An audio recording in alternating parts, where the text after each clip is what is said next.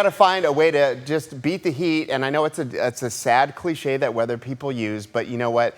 This day in particular just sticks out to me as just one of those, you just gotta grind it out because it's gonna be hot, near 100 degrees. It's gonna be kind of muggy like it's been all week, but when you throw it on top of all the heat that we're gonna experience, it's just one of those days. Now, I'm going to throw some positive notions here. We've got the 90s all this week, and even though we're getting close to 100 degrees, I think some of you might hit 100 for an hour or so.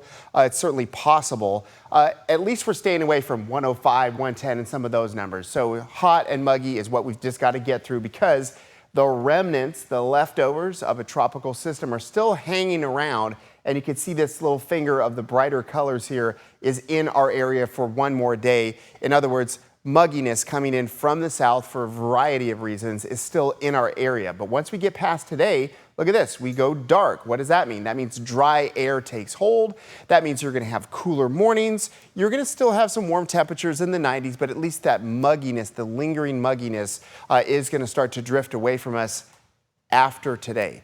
We still have some cloud cover out there. That's probably the biggest visual clue that something unique is happening out there. For higher elevations, we've got some pockets of some sprinkles for the coastal range, the Sierra, and we are avoiding the biggest chunk of moisture, which is right here. You can kind of see it. There's a little bit of rotation with this. This is going to move due north out of our area. It's going to finally get picked up by the jet stream north of us in the Pacific Northwest / Canada, and that's going to be a situation for them. But for us, this is just the lingering moisture that's been coming in from the south the last couple of days.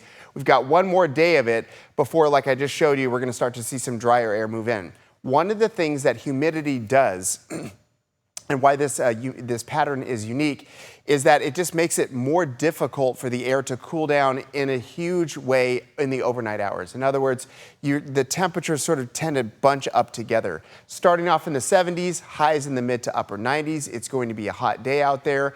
And then once we get past today, you're going to slowly but surely, in part due to the drier air, see the temperatures start to come down. We're looking at low 90s by the end of this week. It'll be a hot weekend ahead for sure, mid upper 90s, a little bit above average, but for the most part, avoiding triple digits.